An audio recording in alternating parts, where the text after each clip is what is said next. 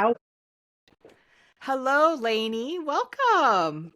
Thank you. Thanks for having me. I'm always so excited when I get to sit down with one of my Etsy Metal team members. I feel like we have this shared history of building our businesses long ago on the first and best version of Etsy. And Yeah. that community was just so important to me. And I remember checking into our old clunky forum daily to connect with everyone because I really didn't know any other metalsmiths locally for a while. Same. So That was this, same for me. yeah, this conversation is going to feel like it's just you and me talking about what we love, but I know we have some others pulled up to the table with us. So I would love you to take a moment to introduce yourself and tell everyone who you are and a little bit about the jewelry you make. Hey, everybody. My name is Laney Clark. My business is Silent Goddess with the tagline of Girl with the Saw. Um, my main, so I've been doing jewelry for 35 plus years, which makes me always feel really old when I say that number. My main, like people know me because of my piercing skills, and I do a lot of sterling silver designs where I hand draw my designs and then cut them out with a saw. So that's how people know me the most. That's what I've been doing the longest, girl with a saw. So that's me. Perfect. Yeah, I would automatically think of you when saw your pieces have always been so cohesive. You Well, always thank see the you. piercing work. You always see that kind of the nature element to them. So, Definitely. People often will say to me, your work is so simple, but I don't mean that in a bad way. And I'm like, nope, I totally yeah. appreciate that. That's kind of my goal. Because when I first started out, I thought my jewelry had to be super complicated and, I tried too hard. And then somewhere along the line, basically pretty close to when I joined Etsy back in the early days, I realized that it doesn't have to be super complicated. Simple is good. Simple doesn't mean Yeah. easy. So yeah. Yeah, that makes me think I was working on a piece this morning and yeah, it's pretty simple, but it took me a long time just because, you're going into the detail of filing things and, getting the finish just right. And Totally. those small things can take quite a while, but I absolutely relate with that. There's times that I feel like after this long, I should be making these really elaborate pieces, but that's just not my aesthetic anyways. Yeah. So, we do what we do. What's interesting is you say, I look at your pieces and think they are very elaborate, but when you actually look at it, they're not super. I mean, I don't Right. mean that in a bad way. I mean, you No. have this clean aesthetic that with these beautiful stones, they don't need much else.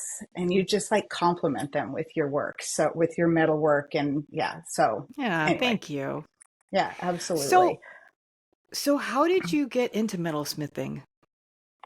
So I always feel like when I tell this story, because I've said it many times, that it sounds really corny, but I go with it because it is what it is. My mom was an artist. Well, by that right, she still is, but she's 83 and 82 and has advanced stage Alzheimer's. So I Mm. was raised around art. She did everything, like literally everything except for funny, not metalwork, except for she joined a group when we moved to Vegas. We moved to Vegas from Wyoming. She joined a group called Desert Sculptors. It was a group of sculptors that lived in Las Vegas and had this little space in Lorenzi Park. And it was like a sculpture studio, lots of stone carving. And there was also a guy who did bronze casting. So my mom took me to a bronze casting pour when I was probably 17, 18. I don't really know. I probably 18. And these guys are down. They did it in an empty pool. It was an empty public swimming pool that they put a bronze foundry in. And they were wearing Wow. their big, suits, the big heat suits, and it's Vegas. So it had to be miserable. And they poured that bronze into that mold. And I was like, holy crap, what is this magic? And so my mom told the guy that did the bronze pour how I was interested, that she like, Laney wants to Mhm. know more about how that she can learn to do this. And he said, well, there's a beginning jewelry making class at the city of Las Vegas Parks and Rec. He's like, she should sign up for that. And so that's exactly what I did. I walked into that classroom. It was this old dude who was a lapidary artist. He was more a lapidary artist, but he also taught this class at the Parks and Rec. And that was literally the beginning of it. We sat and we made a ring. I have that ring somewhere. And, with happy propane burn-o-matic torches, the big, huge, goofy, clunky torches. And, sterling silver was like $7 an ounce. So, you could use as much silver as you wanted and not feel like you were Right. breaking the bank. Anyway, that's how it started. That's literally, I can pinpoint that moment like it was yesterday in my head. So, yeah, that's how it started. That's so cool. So do you do any casting at all? Did you ever go in that direction, or you just stayed with the metal smithing, the fabrication? So I've dabbled in it. I Hmm. bought some casting equipment several years ago during the pandemic. I drove down to Eugene with my son and bought some used casting equipment, hauled it back up here. Renee came to town to visit and we did some mold. I carved a mold. We sprued it. We cast it successfully. I had a nice successful tree, but my casting machine that I bought there was something wrong with it. So Hmm. my spouse and I tried to fix it. Finally got frustrated with it, and I just gave it away to the North Seattle Community College. I gave it to a friend who fixed it. I'm assuming she fixed it. She knew how to do it, she was like, I've done this 1,000 times. I'm pretty sure I can fix it. And she donated it up to the college. So I no longer have that. However, long story longer, I went to Florence last year with the Metalsmiths in Florence workshops, and we did sand casting. So I did that, and that was freaking fantastic. So I have all the stuff to do that, and I did some sand casting a couple weeks ago with one success. I had one ring that turned out. 7 other attempts were not good. So, when I bought all this stuff, I'm like, oh, this will be easy. I did it in Florence. It was, not that it was easy, but my ring turned out the first time. So I'm like, oh, I got this. I know how to do this. Well, lo and behold, it's a learning curve, but I'm going to do more of Yeah. that. I have everything for the sand casting too, and I keep thinking that I want to jump into it, but that's the thing that I see so many people say it, that there's like so many failures before you get one good piece. Totally. And I'm like, I Totally. just, I feel like my time is so limited. I just don't have time to futz around and Absolutely. just go, oh, well, that was neat. Too bad. No, I mean, literally, like the day I had the one successful casting. It was after, I think it was the 5th attempt. And then after I did that one, I'm like, okay, I got it. I'll do it. I'm going to do it again. So, because I had another ring that I had carved, and I tried to do it 2 times after that successful one. Literally took me all day. I was doing this it was an 8-hour Mm, day, and I got one thing. And then the yeah. next day, I'm like, okay, I think I know what I did wrong. Came out here, did it again, and I had no successes. And I'm like, I can't spend, just like you said, I don't have the time. I have to be making stuff. And that was 2 days that I blew. So, and I haven't done it since because, Yeah. the time. I know one of the things that helped me when I was doing like the botanical castings and I kept getting stuck was turning up the heat, because I use a smelter, turning up the heat Oh, past what you normally do so that the metal was just a little bit hotter than normal and would flow a little longer. exactly. Yeah, that Yeah. I think my biggest issue was heat. Because even Mm-hmm. though I've got acetylene oxygen, little Smith little Mm-hmm. torch, and I put the rosebud tip on, and I've always had which is good, a bit of a fear of the torch. It's always been for years until Mm-hmm. we built this studio. I used like an orca torch with propane, or I used a butane. I used like the good German butane torch for years and years because I was terrified of having tanks, you know, like Mm-hmm. real tanks. I'm pointing because they're over there.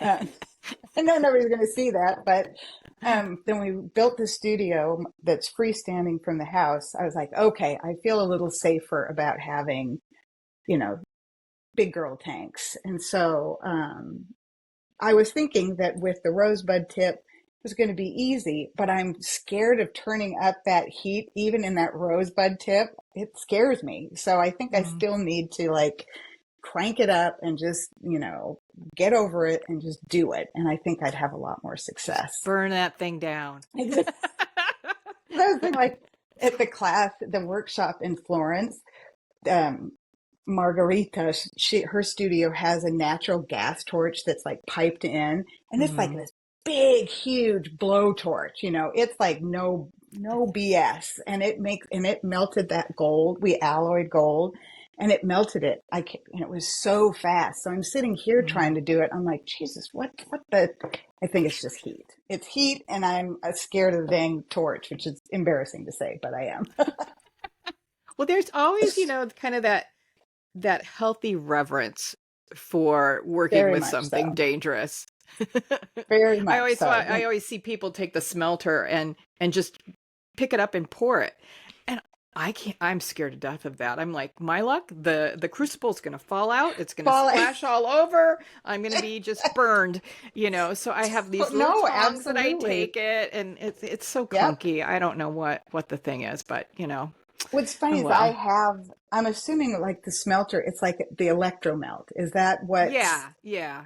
so I have one of those. It's sitting over there and I could use that for the sand casting, but it's hard to pour that. Like the Mm-hmm. metal pours, trying to make sure you get it. Cause Oh when yeah. Renee was here, we cast some ingots because we're like, let's practice with this. And, you know, kid you not, we were using the ingot mold, you know, the steel or Mm-hmm. iron ingot mold that the pouring zone is tiny.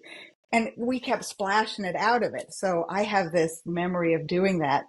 So my electromelt sits there while I try to do it with my torch because I, you know, Yeah, again, not get those comfortable. tongs that you can grab a hold of that little, you know, crucible inside and pop Yes. it out of there. And pop it out and, oh, Yeah. yeah.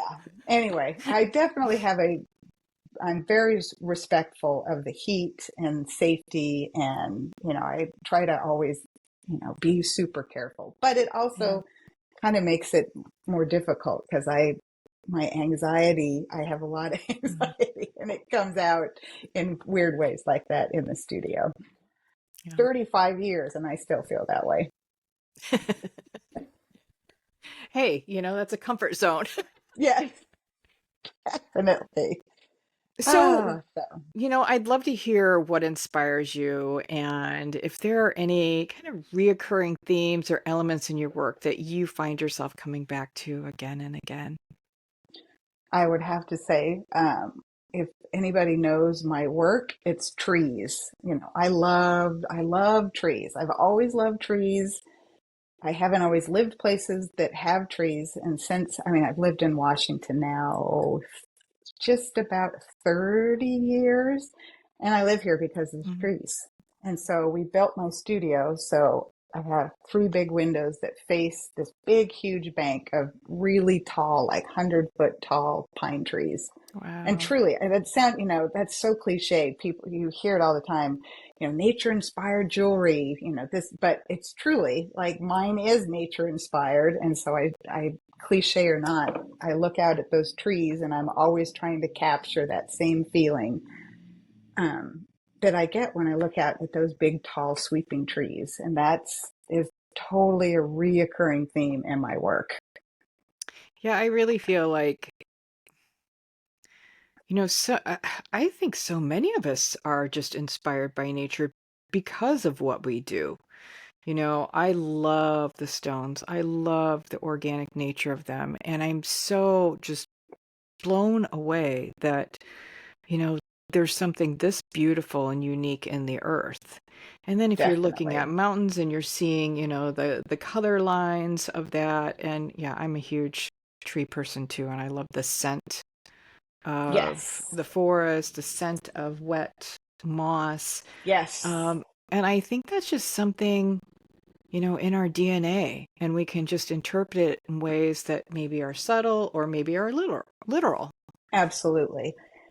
I too, so one of my favorite things in the world is Mount Rainier, and she lives literally right out, Mm, if I stand on my tippy toes outside of my studio, I can just see the very top of her. yeah, And that, so I do the trees, and I started doing more mountain pieces and incorporating my interpretation of her.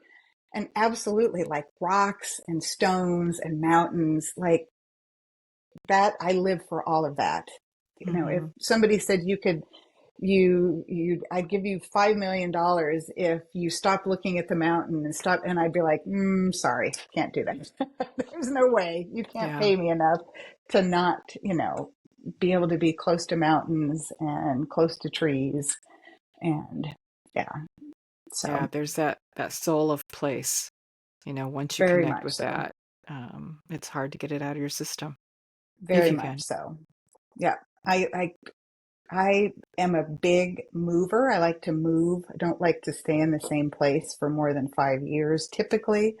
But somebody asked me not too long ago, they're like, if you could move, to a different state, where would that be? And I'm like, I don't think, unless my son moved Hmm out of the state, I don't think I'm going anywhere. I would pretty much follow him anywhere. I told him, there's a few places that I wouldn't follow him to. So maybe he'll move there. But no, he, as long as he is here, I have no desire to go anywhere else. So Yeah. yeah. You've been doing this 35 years. Hmm. How has your relationship, or has your relationship with your materials, like the metals, stones, tools, changed over time? Are there materials or tools that feel like maybe an old friend now? Well, I mean, it goes without saying, my saw. My saw is like, I have it Yep. tattooed on my arm. So obviously, I feel super deeply about that. I will say, when I first started doing jewelry, I thought this saw was the stupidest thing ever, and I hated it. And I didn't ever understand why anybody would use such a Hmm. frustrating tool. Um, but I say this, and I say this all the time to people who ask. Uh, if you can figure out how to use the jeweler saw, you can pretty much do anything. You can cut out any shape. You can use it as, you can just use it in so many different ways. And even though it's frustrating, if you practice with it, you'll get so much better with it. I talk to hmm people come up to me at the farmer's market where I sell weekly. Lots of metal workers will come up and talk to me and be like, "Oh, I tried to use a jeweler saw. That is so frustrating." And I was like, "How long did you do it?" And they're like, "Oh, I don't know. I took a 2 month course, and I just like, well, if you there's so much you can do with a jeweler saw. It's one of the things you need: a file, a jeweler saw, and some sandpaper and some metal, and you can make something. It doesn't take, the saw is such a simple thing, and if you can figure out how to utilize it, the whole world opens up to you. And there's just a few things that you have to do with the saw. You have to have good saw blades. You got to get the tension. You have to have the tension just right. And you cannot force that saw into the metal. Let the saw do the work. Pushing, pulling, torquing. I'm always telling people, if you're gripping onto that saw so tight that you're breaking blades, you need to just ease up. Just barely hang on to that saw. So even if it does get bound up in the metal, your hand falls off of it. If your hand is gripping that so tight that, you're going to, Yep. squeeze it to death, you're going to break blades. And they're like, oh, okay. And then I've had people come back and talk to me again at the market and be like, you're absolutely right. I'm like, I know. I know I am. Yeah. That's one So, of those. Oh, I'm sorry. Go ahead. no, go for it. Go for it. That's one of those things that when I'm working, and especially when I'm soldering very small pieces, I'm holding my breath a lot. And even Totally. though I feel like what we do is very therapeutic for me, my head clears, it's good for me if I'm having a bad day. That's what I love to turn to. But I mean, I am holding my breath like I'm under stress. And that's one thing that I know with the saw is like you have to relax. You Yep. absolutely have to relax with it because if you're going at it, just like you said, you're going to break blades. Yeah. And then you're going to be frustrated and you're going to be mad and you're going to think that that's the stupidest tool that there ever I was. know. But it I know. absolutely, it's the whole like holding your breath. It's, I'll let you in on another little secret of my neuroses.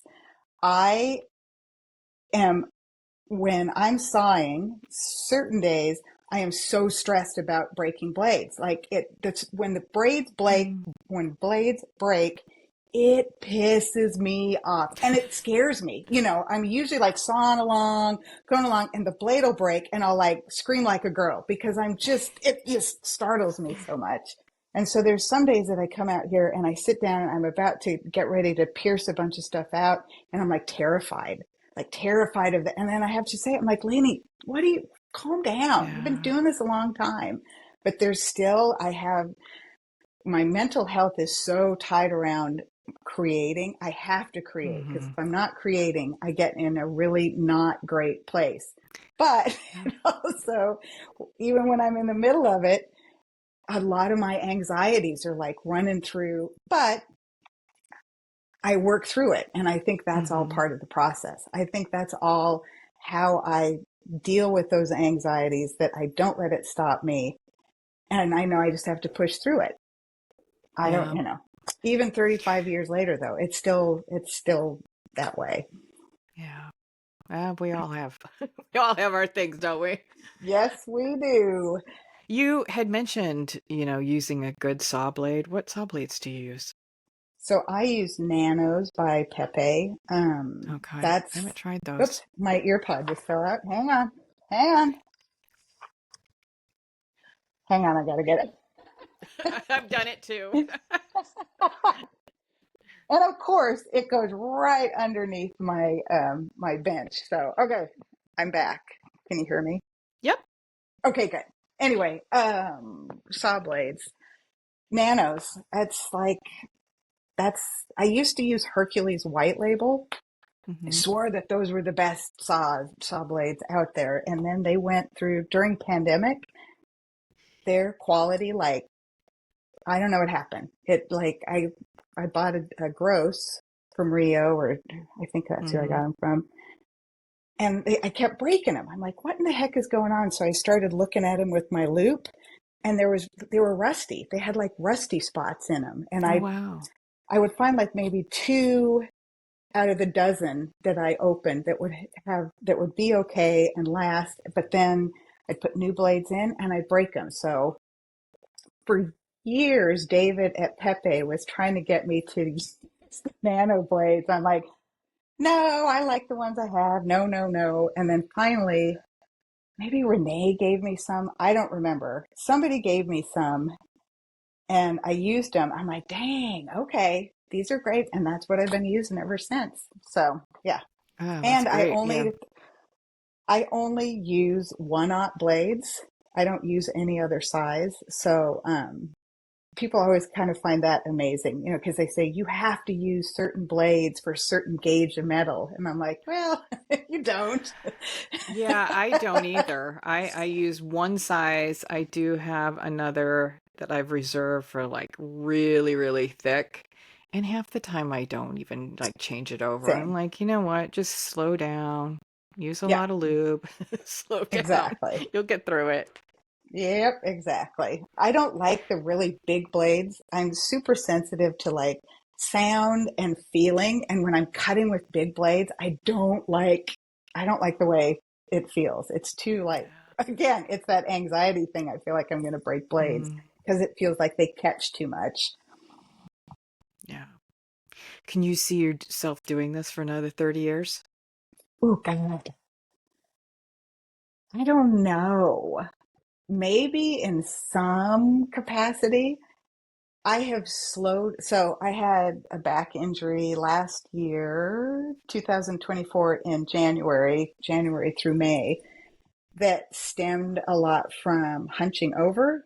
Like I had a Mm-hmm. herniated disc, and the doc said it probably definitely had to do with hunching over for the last, so many years sitting at the bench. She's like, what do you do? And I'm like, well, I'm a jeweler. And she said, do you practice good posture? And I'm like, absolutely not. Like, what are you talking about? Good If I could posture. afford a That's microscope, maybe. well, and I have a freaking microscope and I don't even use it. So because I have to sit up with it. No. So, that really like made me reassess things. I used to come out to the studio and I'd need to make inventory for the market, or I'd need to make inventory for wholesale orders. And I would just crank stuff out. Like I could make probably 30 pierced pieces a day if I just sat Wow. down, drew them all out, sawed them all out, got them all ready, got them in the tumbler. And now, since that whole back thing happened, it definitely made me realize that number one, I got to take better care of my body because I'm getting older. Mm. It's, not going to Dang get it. any better. Yeah. Um, and also, I don't, my entire existence, I don't want it to be about feeling like I have to make 30 things a day. And if I'm not making 30 things a day, that, I'm useless. So I've really slowed down and trying to be more intentional about what I'm making, and realize that, I mean, sure, making money's great. I'm not going to say it's not. And I'm in a position where I'm super lucky that I have a spouse that has a good job. My kids through college, because when I was working my butt off, I was helping like pay for my Right. kid to go to college. I was paying for his living, so I need living space. So I felt like I had to, really crank that stuff out. Mm. And he graduated from college during the pandemic. Then, everything kind of slowed down, but then the back injury definitely made me think about, is this what I want to do for the next 30 years? Absolutely not. So I have slowed way down in my production, and I'm making things that I want to make that may take more time to do. And I think that's okay. It's got Mm-hmm. to be okay, because I don't want to be a machine. I don't want to be a production machine anymore. It's not Yeah. why I got into this in the first place. So, I wanted to touch on a post that you had on Instagram.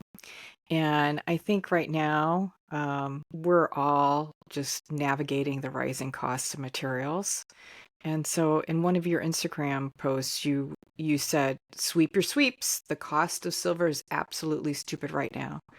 yep. How has this affected your work, your design choices, maybe even your psyche? Yeah. Ooh, that is a loaded question. So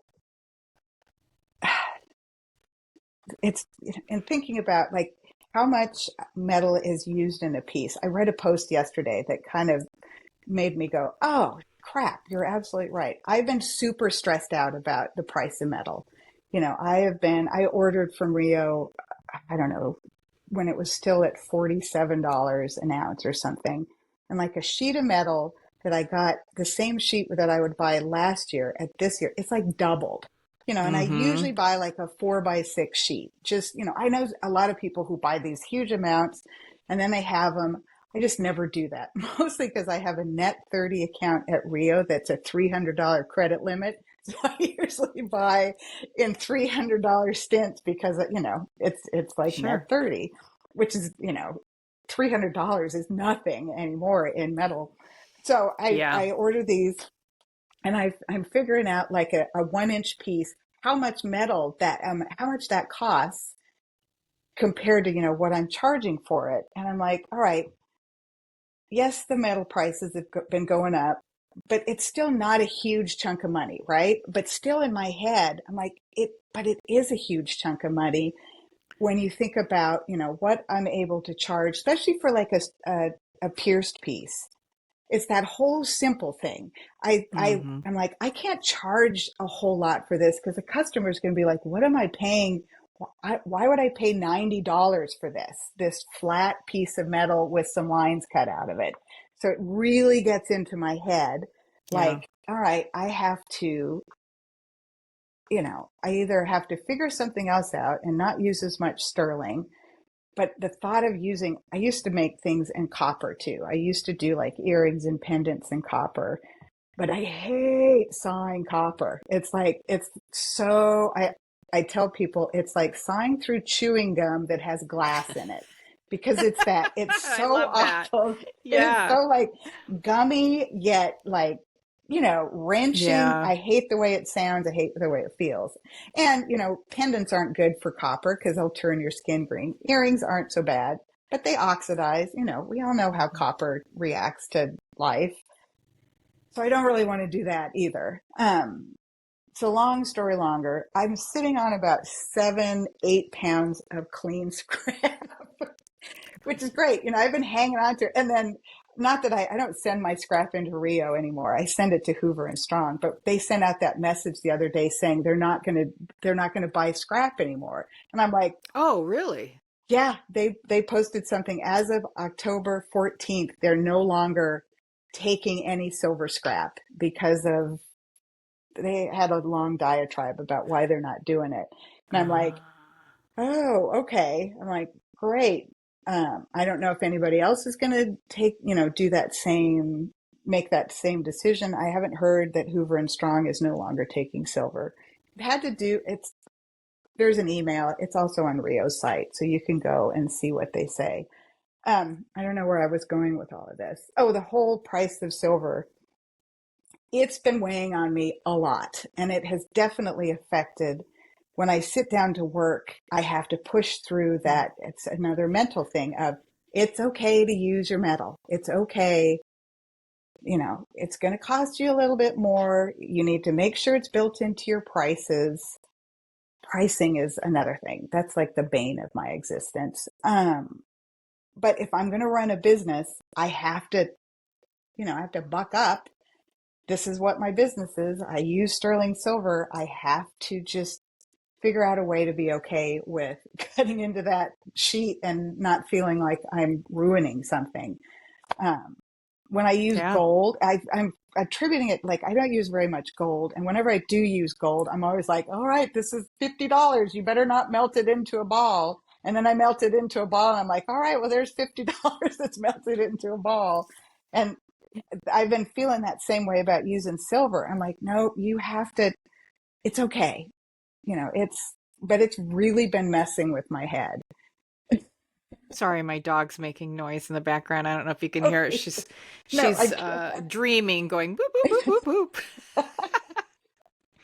boop. I mean, I felt that way with gold even before the price started going up, because once I pulled from, wholesale and the visibility that I had, and I was selling direct to my customers, it's like, you know, I can't afford to sit on a ton of inventory in gold and totally. just purchase it.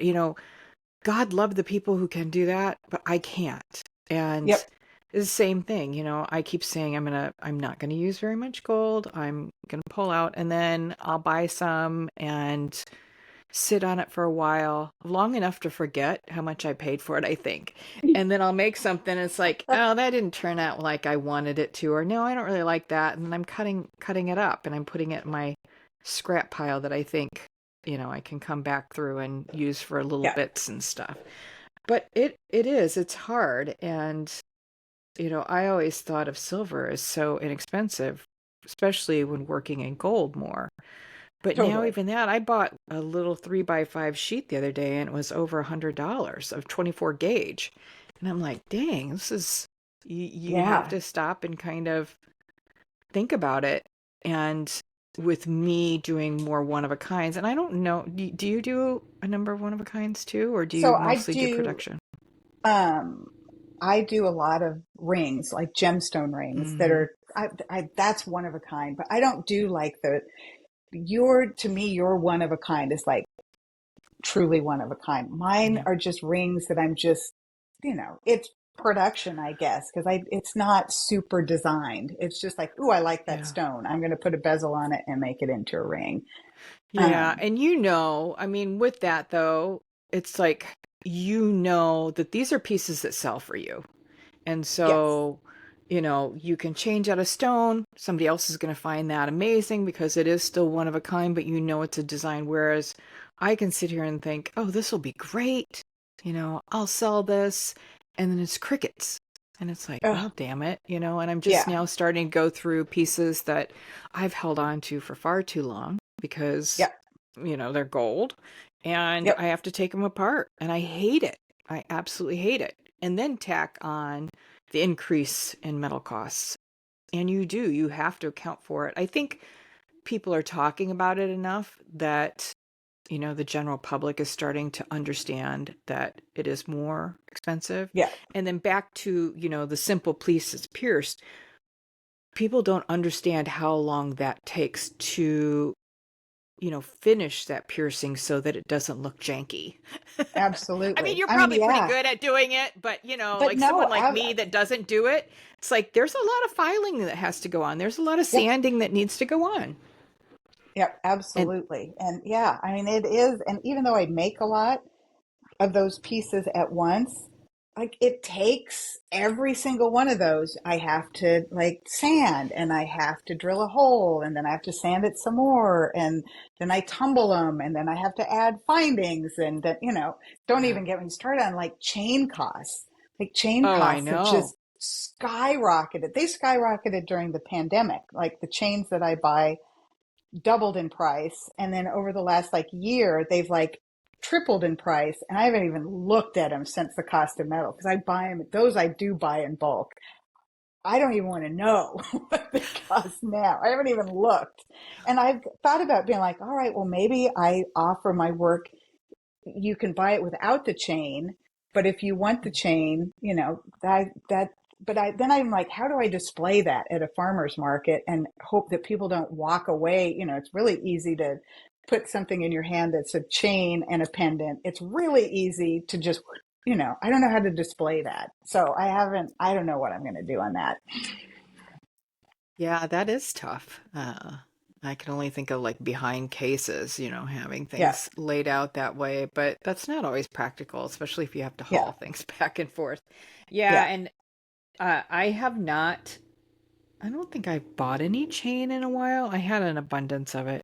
But then I had like this bright idea of making chain out of heavy gauge, Yes. wire, which is very time consuming. It's so, I'm not super it, fast. I yep. love the way it looks in the end. I Yeah. absolutely love it, but that's something that takes me a good couple studio sessions to Oh, finish out absolutely. because I have to stop, I have to do something else. I can't just crank it out. And then there's the time involved in that and the cost of the metal on top of that. So I've started to look at it like, you know, this is not something you're going to get store bought or Yeah. maybe that somebody else has. It's not the same chain. I Yeah. have That those chain chains, that you but I also made. have these too. Yeah. That chain Oh, that you thanks. posted, and I love it because I know how much work it takes, Yeah. but also it was just like impeccable, like so beautiful. Oh, And thanks. you hope that a customer, I mean, and there are customers out there that get it, that appreciate that. The masses, not so much, but there's the people Yeah. that do appreciate it, that's who we're making for. Truly, when it comes Mm-hmm. down to it. And you hear Yeah. that, all the time, that you find your people, that not everybody's going to be your customer and you have to be okay with that. And when you're Yeah. making chain or that just, it takes a while for your pieces to find their home. But then, like you said, Mm. when you have to break them down because you've had them for however long, I have pieces that I've been lugging back and forth to the market for like 4 years. I'm like, all right, it's time. It's time for you to, go into the scrap pile. But it's still like, I'm like, well, maybe sooner or later it'll sell. I But know. who knows? Our heart goes into a lot of it. Yes, it does. Absolutely. I uh, Absolutely.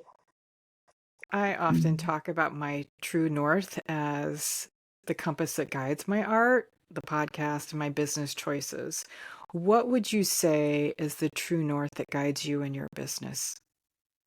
Yeah, my mental health, like truly, Mm, like that's, I have to be creating because if I'm not creating, I, I struggle with my mental health.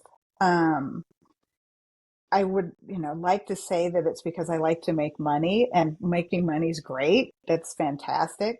But I also like to make stuff that makes people happy, like mhm. truly. And that sounds goofy and, again, maybe cliche, but I had a lady. So I have a business write up that says, I like to make pieces that make you think of a time of either like being under the trees or watching a hummingbird at a hummingbird feeder.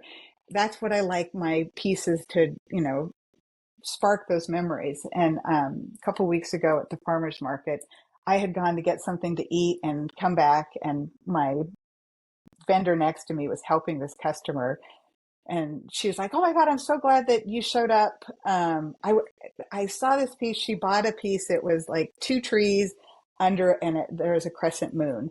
And she said, "This reminds me of my husband and I being in a hot tub out in the forest under the stars." And I was like, when she said that, I was like, in my head, I'm like, damn, she basically said exactly what my little Yeah. business write up is. And she's like, "Can I give you a hug?" And she gave me a hug. And I've never seen this woman before in my life, but she was so like excited. And when she walked away, I was like teary eyed because I was like, God, Yeah. that's it. Like that is, those are that's what I'm trying to do. I want people to feel that way. And when they show me that it makes them feel that way, I'm like, that's why I do this. That's Yeah. why I'm doing what, I get bogged down in the like selling at the farmer's market on a regular basis. It's a lot of work. It's a lot of work. I work in the studio in the week and then I go sell at the farmer's market on the weekends. And with any job, you kind of get bogged down like, oh, why am I doing this? But when she was so excited and she walked away and my eyes were full of tears, I'm like, that's why I'm doing this. Yeah. That's it. So that was really cool.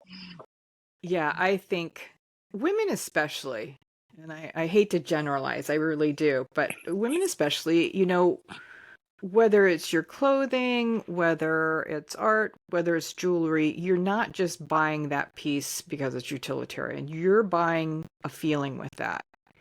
And, how is that going to make you feel? And I think having jewelry, and I always liken it to talismans, it's like you're going to build your story in that, whether it was a gift to you or something that you got that made you feel a certain way. The customer is going to build their story into your work Absolutely. and connect with it in a certain way. And yeah, I think that's one of the neatest things about, selling something that I made that I love to make and that it meant a Yep. lot to me. And then hearing those positive things or hearing where it kind of lines up with somebody else, it just feels so incredible. Absolutely. No, I wholeheartedly agree. Yeah.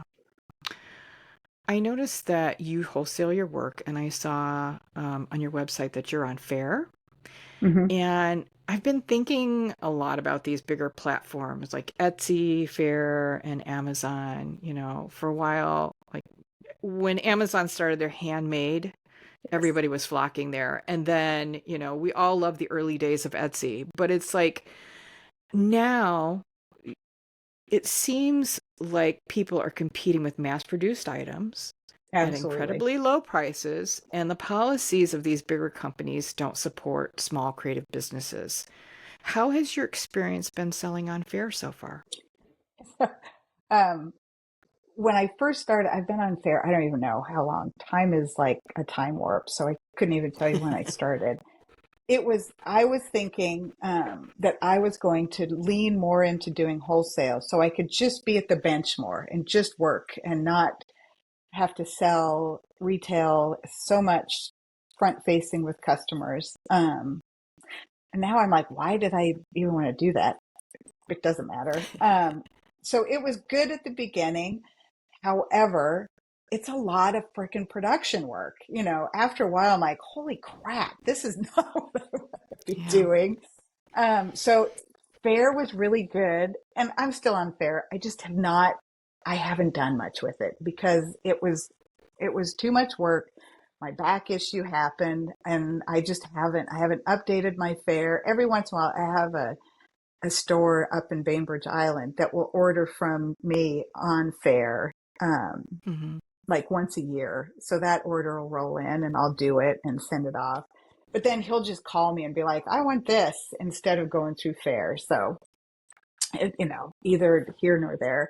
Um, but with that said, could I just leave there and just take everything off and not be there?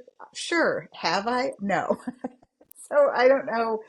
I'm not quite, because I keep thinking, well, maybe if I could figure out a way to do simple things that aren't as, that I can Right. either.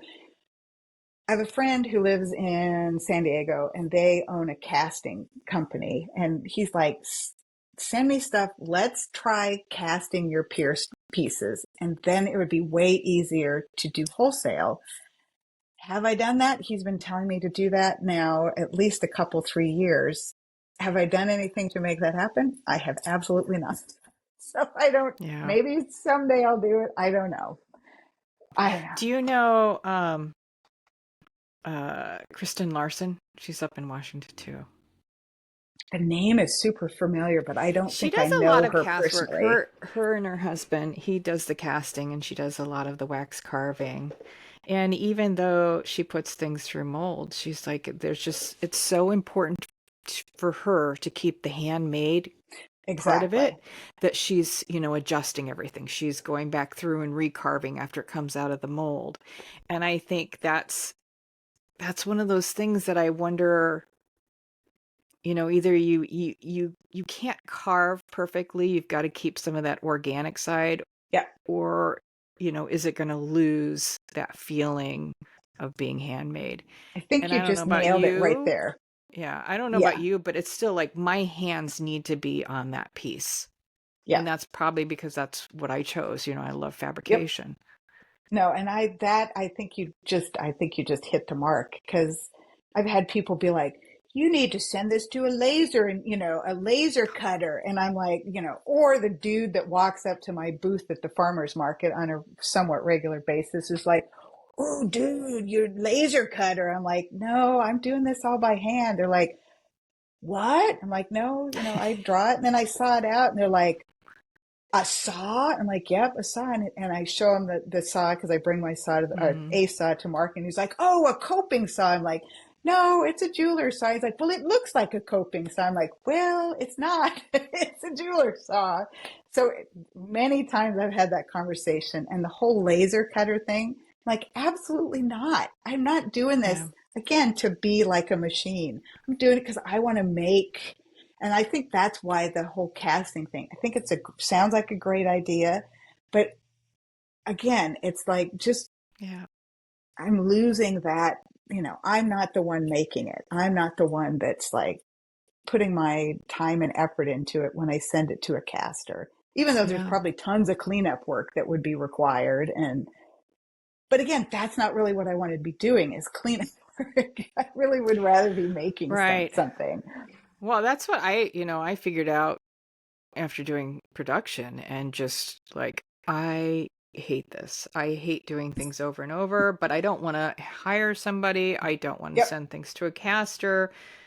I realized it was the love of actually making a piece, taking the time with it, and that was something that I couldn't rush, and I didn't want to rush. And Yep. so I realized I think like an artist, I don't think like a designer, Yep. And Oh, to me, there's absolutely. nothing wrong with that. It's just two different business models, Yep. and mine may be less lucrative, it may be more lucrative. It just depends Yep. on, what you connect with. Absolutely. Yeah. No, I totally agree. Are there any particular lessons or experience from your career that you think would be valuable for others to hear, or maybe that you wish you knew earlier in your journey? Um, my business has definitely not been like, I've never had a business plan. I've never, I still do my taxes, pencil and paper, no QuickBooks for me. That's how I've been doing it. Um, I would say to, anybody like wanting to start out, and I do say this to people, that there's never going to be a perfect time. You just have to like do it. You just have to, um, put in the work. It's going to be friggin' hard, and you're going to feel like, I still don't even know exactly how I got to be a full on, like truly full-time artist. Mm-hmm. I feel, again, really lucky that I have a spouse that, has fully Yeah. supported me. Like, he's never, ever like doubted me, and has never said, well, that's not going to work. Or he's just like, all right, she's going to do what she wants to do. Cause, he knows me well enough. We've been married a long time. Um, it's, I don't know. It's hard. I have a lot of things in my head that I'd like to put into words, but it's truly a matter of, if you want to be an artist and want to, and, have it be a business, you just got to do it. You just got to like do it. And, you're going to learn what works. You're going to learn what doesn't work. Some days you're going to feel like, what the hell am I doing? And this, why did I Still, pick this? yeah. Yes, still. But also like, I don't know. I don't know what I would have done had I not done this. I was never I was a great employee. Like, I was really good at being in customer service, but I hated being on somebody else's schedule. Mm-hmm. I did not like to be told what to do. Still don't like to be told what to do. I was never I can't imagine like working for the same company for 30 years. Again, like I said, I like change. I like to move. 5 years, and it's a little surprising that I've been doing this for as long as I have, because usually I like to Yeah. change. Um, I but it's like resonate what I with was supposed that to so do. much. Yeah. I would always say I'm So terrible with commitment, because it's like I like to move about. I'm surprised I've been totally. married as long as I have, Totally same, It's because just, I like change. I don't mhm. like the same thing. Which is, yeah, interesting, because I've been married a long time. Not saying that it's been easy, Right? but I've also been doing this for so many years. And you asked about what's for the next 30 years. I'm going to be doing something where I'm making stuff, because I can't not be making stuff. Yeah. So, So is there any other dream career you might have pursued? I wanted to be a race car driver. Truly, like Really? when I was when I was a Oh, kid. I'm so scared of speed. No. See, and I love speed, but I have to be in control. Like, Oh I'm the yeah. worst Yeah. passenger in a car. I'm like, I'm not driving in the passenger side. But no, when I was a little kid, I said to my dad, I said, Dad, I want to be a race car driver. And he's like, all right. He's like, well, you need to read up some book, read up on it and figure it out.